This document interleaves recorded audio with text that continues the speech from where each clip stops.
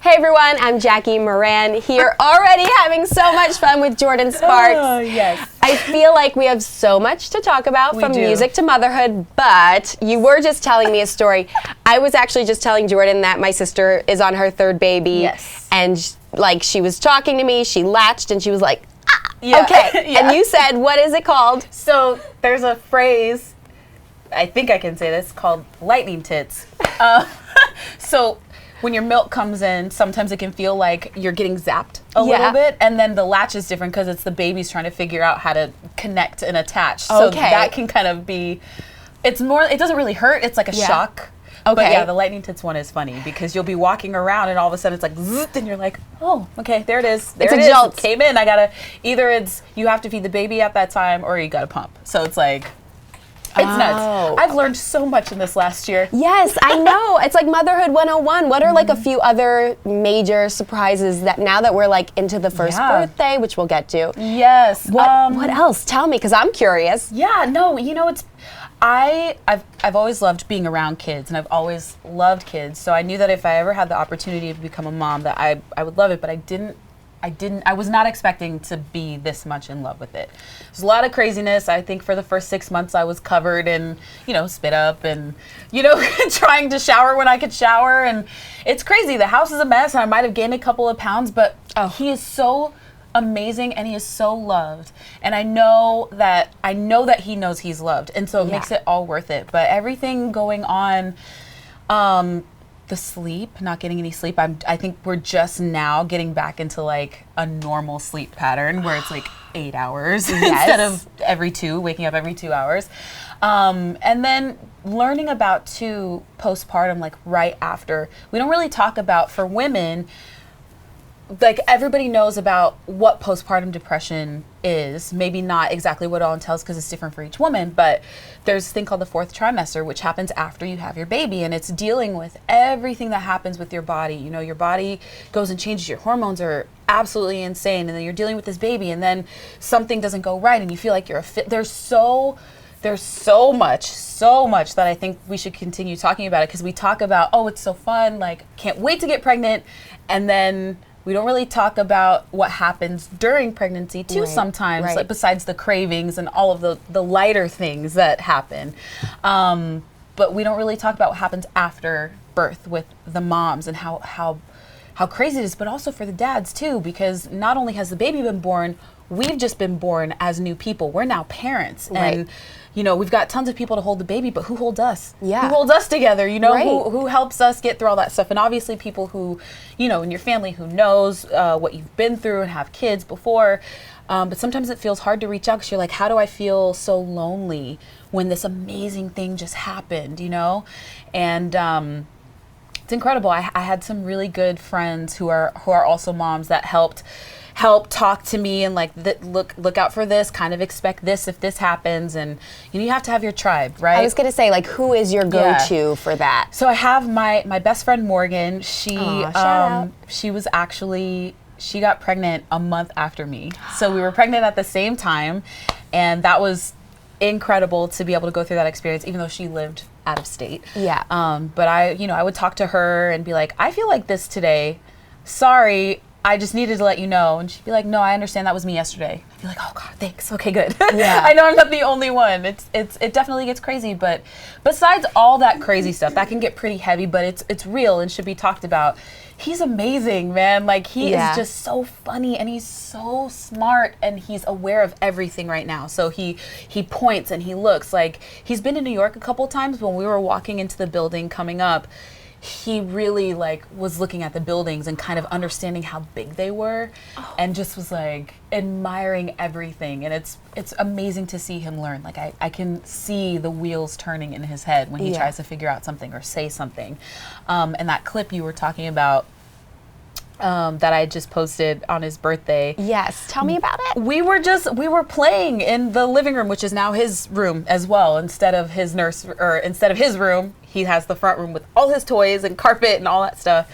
We were playing different music because he loves music, and he was just standing there dancing, and Dana he turned his phone on right after he had already done his dance, and he was just looking at me, and I was like, I was dancing too, and I was looking at him, and then he just gave me this look, and I opened my arms, and he just ran into my arms. Like, I could literally weep right now just by the way that he looked at me. Just open arms, like, Mom, I love you. And I was like, oh my God. It was the greatest. It was the greatest.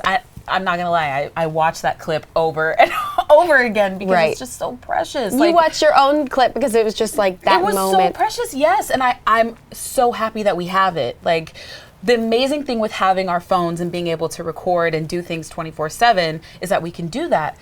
But then it gets to the point where it's like, well, what moment do you pick? And without being, or while maintaining being present in their life, because you want to capture so many things, but you don't want to be behind a phone every time they look at you. Right. And so I was grateful that Dana was like, okay, I'm just going to pull out the phone and see what happens. And he captured that. And you just got that moment. Yeah. How do you balance that? Like, how do you balance those kind of rules now, like being, you know, a mother, like, to be honest, I know my publicist is going to hate that I say this.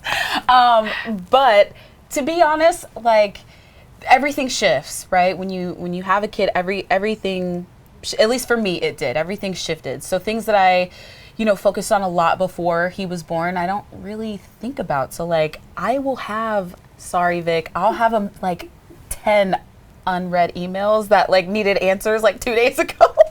10? That's it? I'm sorry. I'm so sorry.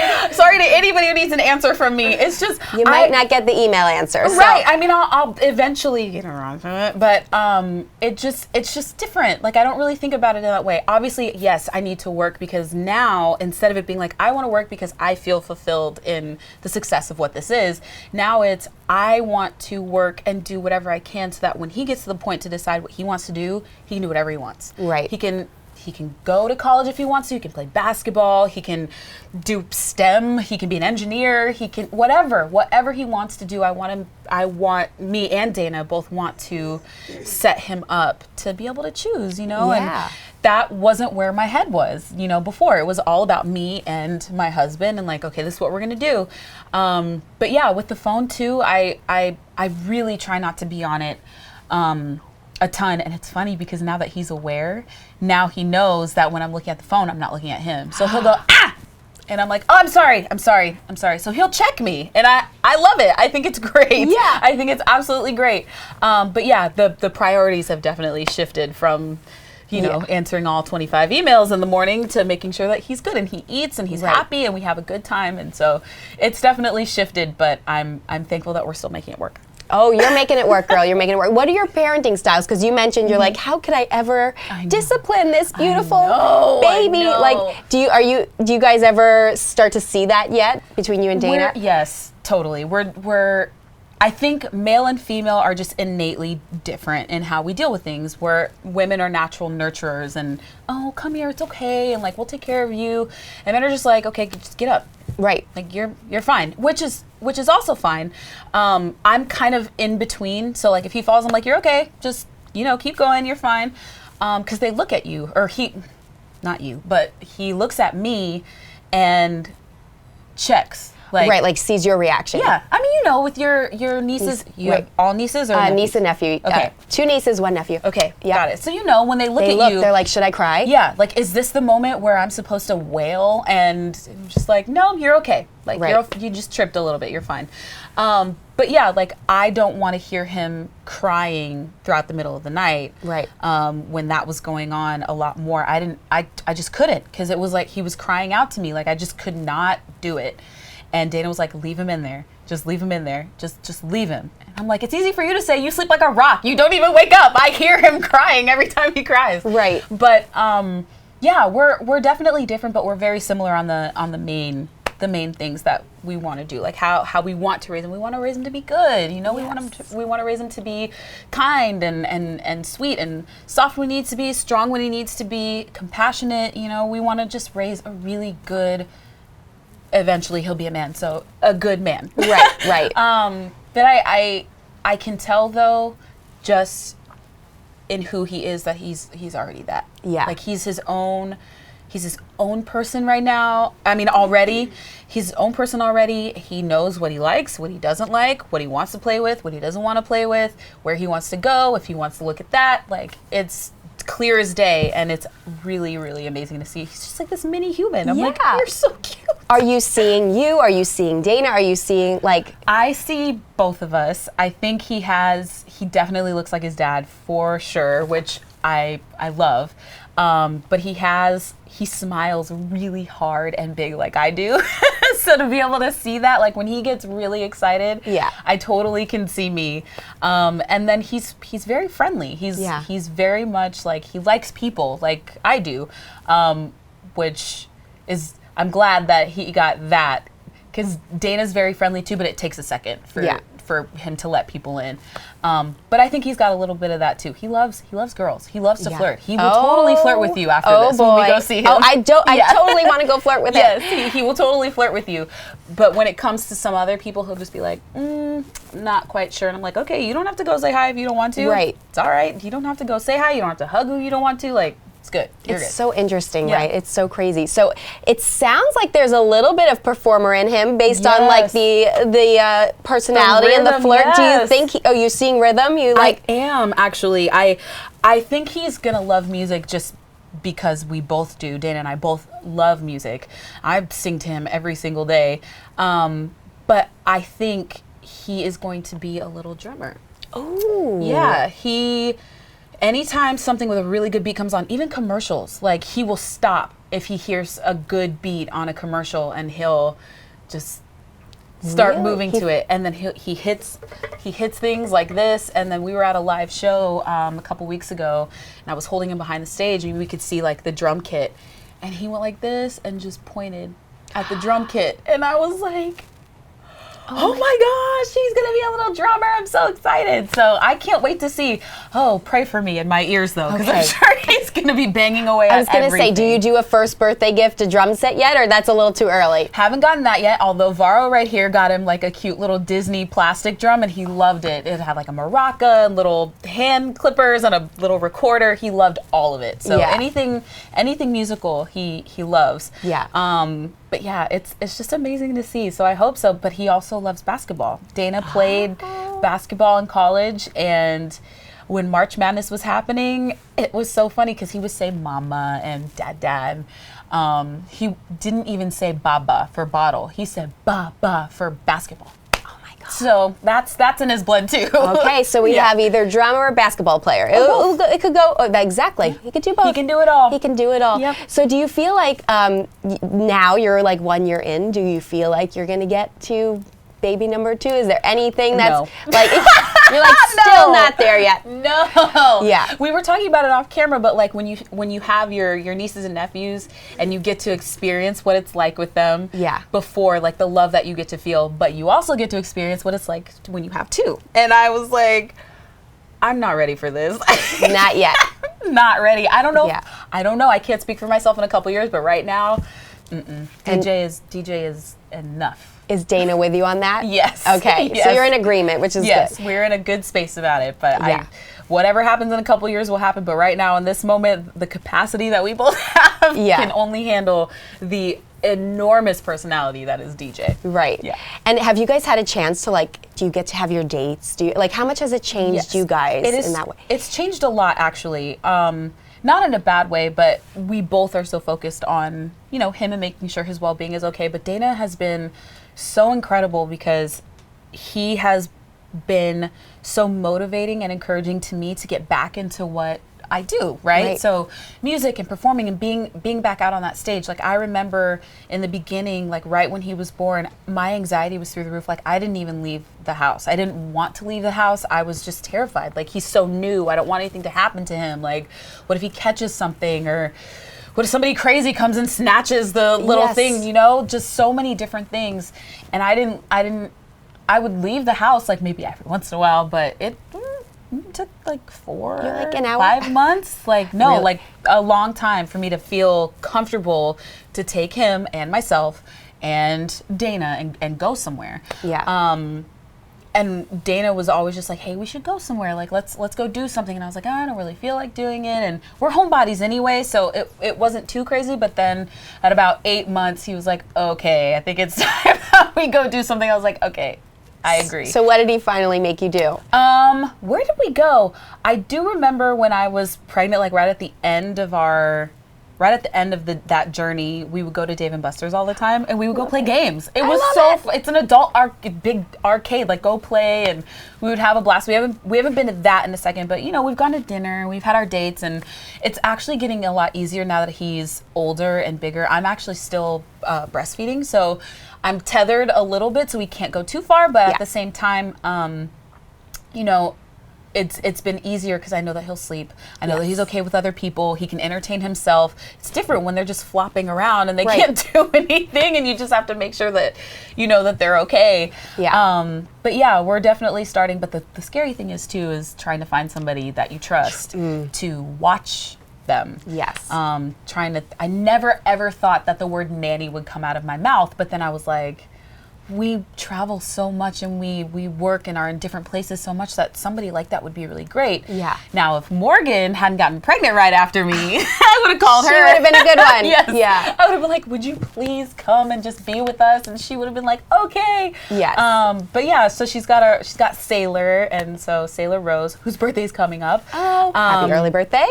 So you're going to have to be on the search. You have to it's tough. Or Sailor Rain. Goodness gracious. It was Rose for a second. Now it's Rain. Sorry. Well, that's okay. I would have believed you either way. Yeah. But speaking of family, I know you're actually here for a very important reason today. I do want to get to that because I swear I could talk about. Oh, we could talk all day.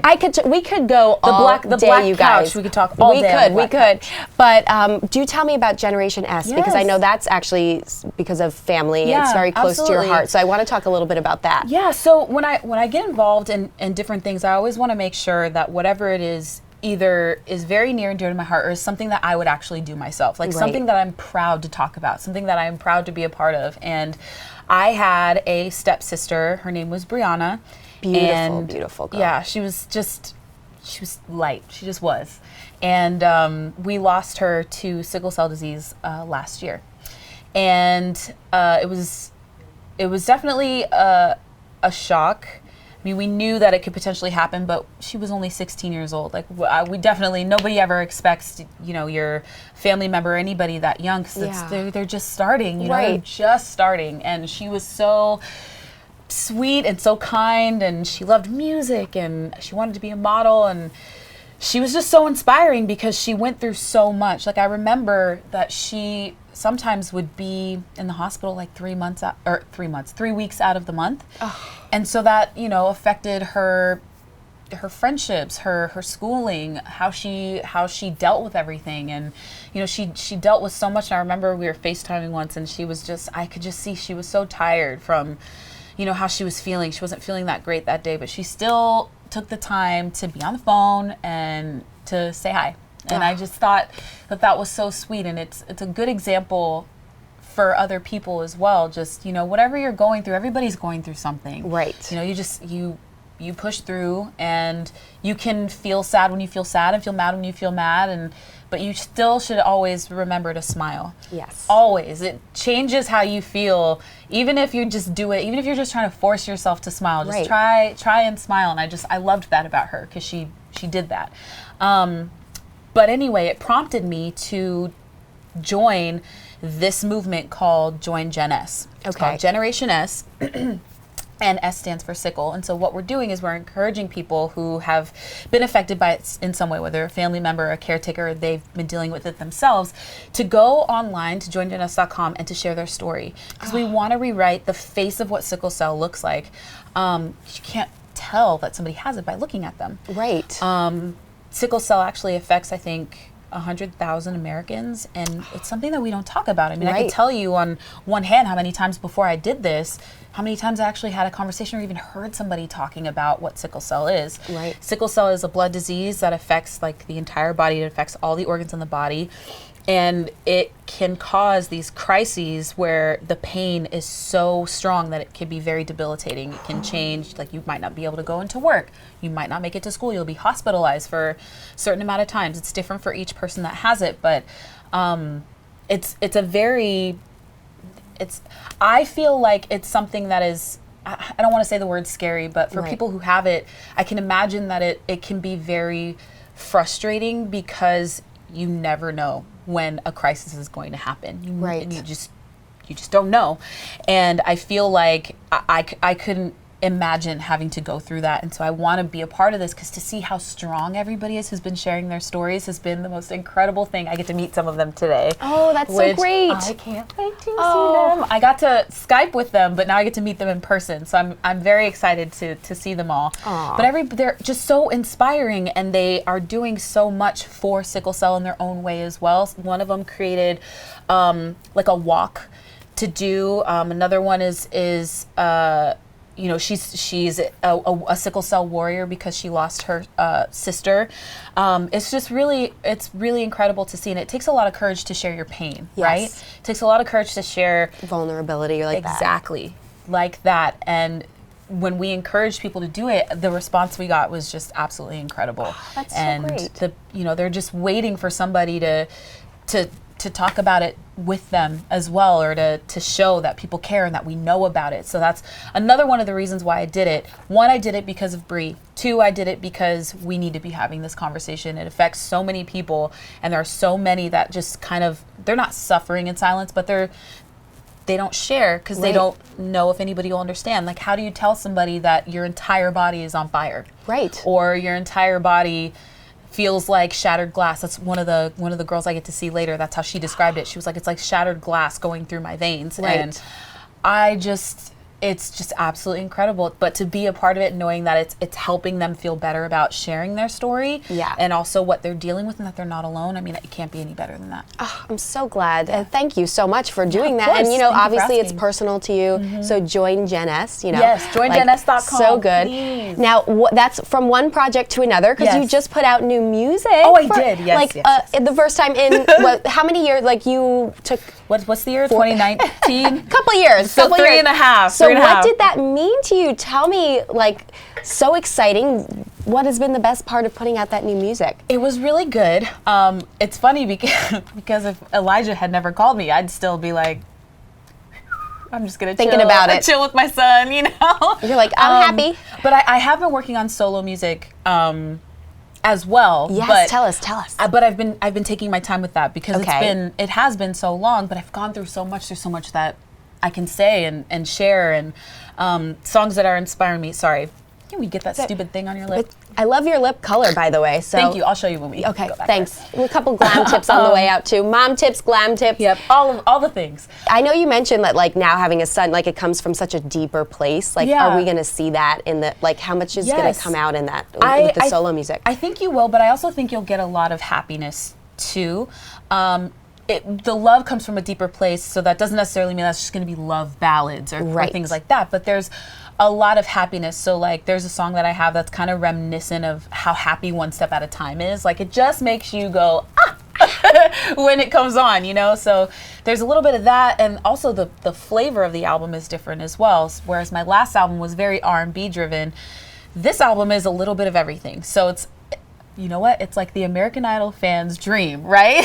I told her I'm such an American Idol junkie. I do not hide it. I hope it's your dream, because I think that's why I loved being on the show, because I've been so inspired by so many different types of music when I was growing up that the show was fun for me, because every week they threw out a genre. I was like, okay, I can do that. I can do that too. I love this. I love Bon Jovi. Heck yes, I want to do this song, So I love it. So for me, I'm kind of going back to that on this album. It's a little bit of everything. We've got the power ballads, we've got the sad ballads, we've got the breakup songs, we've got a happy song, we've got the attitude, the songs that have a little bit of attitude with them. Sassy song. Sassy. I like it. So there's a little bit of everything, but with this joint project, Elijah called me in January and was like, hey, you want to put something out? And I thought about it and said, yeah, sure. So we recorded it in a week and a half and then put it out. So awesome. What it did for me, though, was it showed me that, one, I was super excited to put new music out. But no, what it taught me was, with everything that we have, the technology, and there are so many talented people. Elijah is so talented, and he has this friend whose name is Finn, and who helped produce some of the music. You really can do it super quickly. And I understand how people put out so much music all the time. because we have the access and the technology to do it. But at the same time, for me, I'm kind of the old school mindset where, like, you know, Mariah and Whitney, they put out an album and then, you know, 2.5 years would go by and then you would get another album of work that you're just like, so excited to take a bite out of. And that's kind of how I am, you know, personally for myself too, just because I like to take the time to live a little in between and be able to take all that and put it into the album. Not that there's anything wrong with putting some out super quickly. Right. I wish I could do that. I just don't work that way. My brain just doesn't work that way. Yeah. But it did show me that I could do it if I really wanted to. Yes. But it's good you do it your way. You do it your way. I want to take my time, and I hope that it's worth it. It's always worth it. I love all your music. So great. Thank and you. your spirit and your personality. I love that you put it all into your music too, which is so great. But you did mention the American Idol inspiration. Yes, we did just have a finale. Did you catch Team Lane, Team Alejandro? To be honest, I didn't even know that the finale was happening. Well, you're only a little bit busy. Things were so crazy, and I was scrolling, and I was like, oh my gosh, it's on right now. Congratulations, Lane. Oh my God. Congratulations, Alejandro, as well. He's like a little Elvis to me. I'm like, he does look like little Elvis. He's cute. He's cute. With How old is he? Guitar. Is he allowed to be cute? He's allowed to be cute, right? I don't even know. Don't get me in trouble. Don't get me in trouble. But are we going to see you on that panel? Come on, we need to see some. You know what? I don't know. I would love to be a judge at some point. I think it would be a lot of fun. If this was 7 years ago, I would have been like, I'm not ready to do that yet. Yeah. Because I still felt like I had so much to learn, and I still do. I think, you know, we should always be students of our craft and always learning and trying to expand on ourselves. But at this point now, I'm like, I think I could do that. I think there are things that I have to say that I think could really benefit and help somebody who's just has never been a part of this before. Yeah. You know, they've just had a big dream, because I was there. Like, I just wanted to sing. I just wanted to sing. It didn't matter where it was.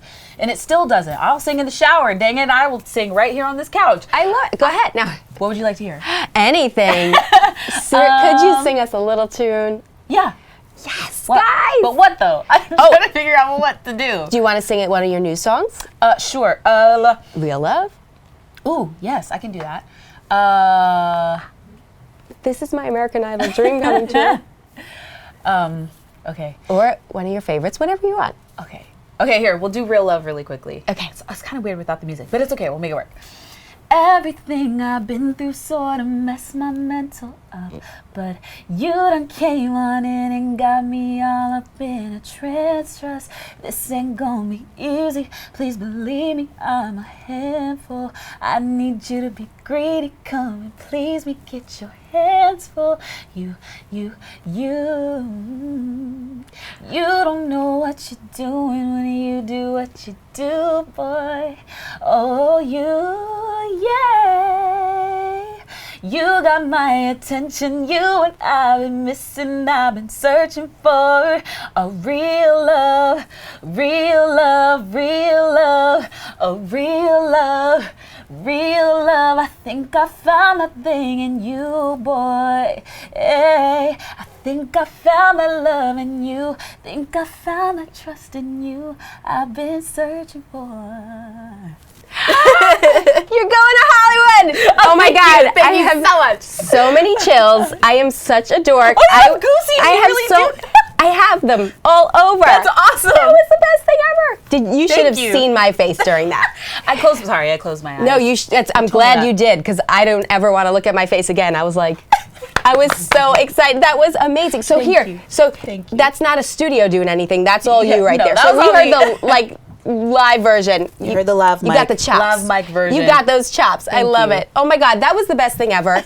I just want to do that forever, but we do have some rapid fire fan questions. Oh, yes. One last thing. Yes. You know, I know you're so good with your fans. Okay, so we're going to throw out a few quick ones. Okay, I'm scared. It's okay. I feel like we just got you to sing this amazing song for us, and we should let you just relax now. It's but okay. We're going to do a couple. I'm ready. Because we got some people here. We got Portia, so she's asking, how has your new life, marriage, baby affected your music? Well, you just heard it. Yeah, well, I mean, it's been amazing. So Real Love was inspired by Dana and inspired by the feeling that I had was like, oh, this is it. This is what people look for. Like, I can't really describe to you, there isn't a word for it, really. But yeah, I just remember when it hit me, it really hit me, and I was like, that's what it feels like. Like, everything else I thought I knew what it felt like Had no idea. Had no idea. It's amazing. So good. Okay, Anjaya, I hope I'm saying that right, said, what clicked mentally to help you lose weight and keep it off?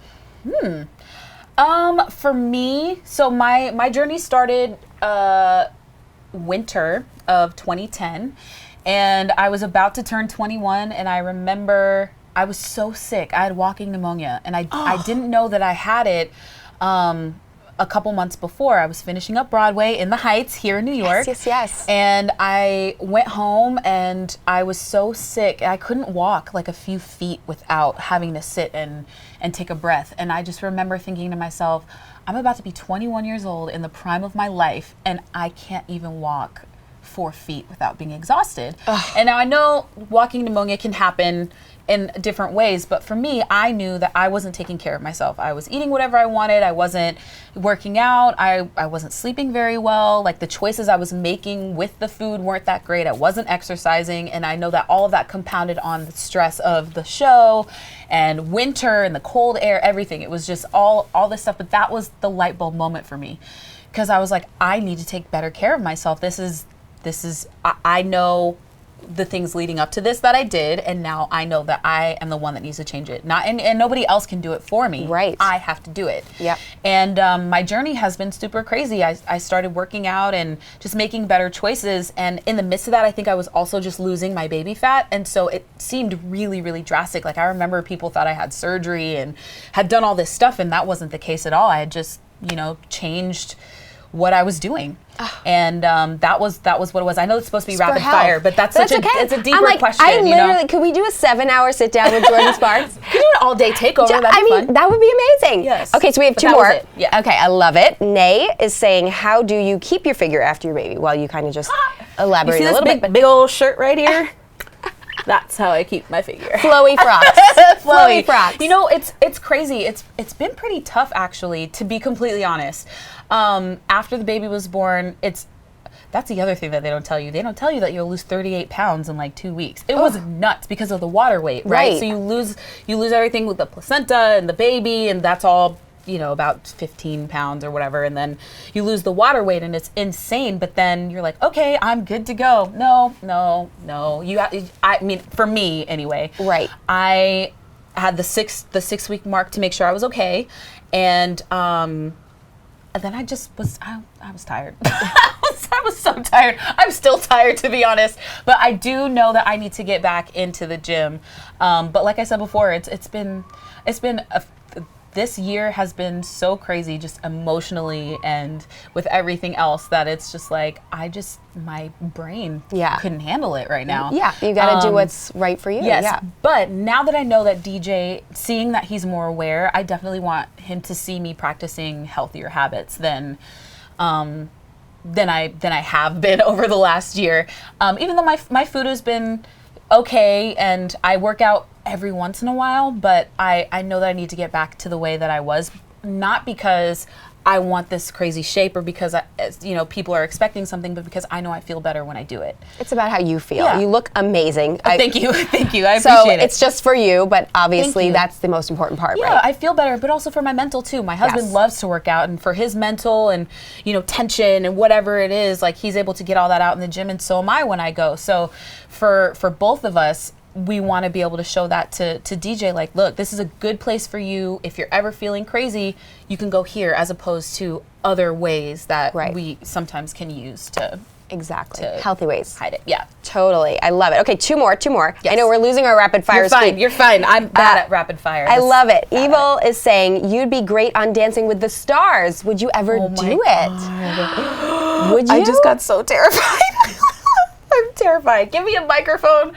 I am totally fine. Tell me to dance in front of an audience, and Which is funny, because being a performer, you'd think that you would be game. I mean, I guess. I'm game for anything, but like, oh Lord. So you are game. We did hear your game. I heard that. Did you guys hear that? I'm game for anything. That would just terrify me. Like, I remember when I was in 2011, I decided to do, like, I had dancers and stuff, and I was dancing more when I put out I Am Woman. I rehearsed for like a month just for the one performance on Idol. Dancing with the Stars, because my friend Amber Riley did Dancing with the Stars, and she was telling me the schedule, and I was like, no, I would not be able to do that. Just a couple of days before no, I can memorize a song, no problem. Yes. But steps, I'm scared. I'm scared just talking about this conversation, but maybe that's why I should do it, because it scares me. Oh, you heard it here, guys. Next season, Who knows? we're thinking. Who knows? Whoa. Don't, because if they call me, I'll have to turn them down. So that might come. I'm not ready. Before baby number 2, you think it'd be more likely to be Dancing with the Stars before baby number 2. Yeah, all right, one last fun one here from Leanne. This is cute, Leanne. Okay. Tell me how I'm supposed to breathe with no air. Oh my gosh. You know what's funny? Like, you don't have to answer that one. No, it's okay. I have no idea. I mean, I used to say an iron lung, but I don't think that's really nice to say anymore, so I just won't say it anymore. But people always ask me, like, are you tired of singing these songs? And I'm like, you know what, I'm very lucky that I have songs in my discography that I will sing at any time and can sing forever. I've been singing them for 12 years now at this point. Like, I love them. But people ask me that probably just as much as I sing the songs, which is insane. Like, I'm pretty sure I've heard that a million times in the last 12 years. See, Leanne, you're in good company. Yes, you are. And it's funny because you'd think that I would be like, okay, seriously. But it's a good question because nobody's figured it out yet. You know?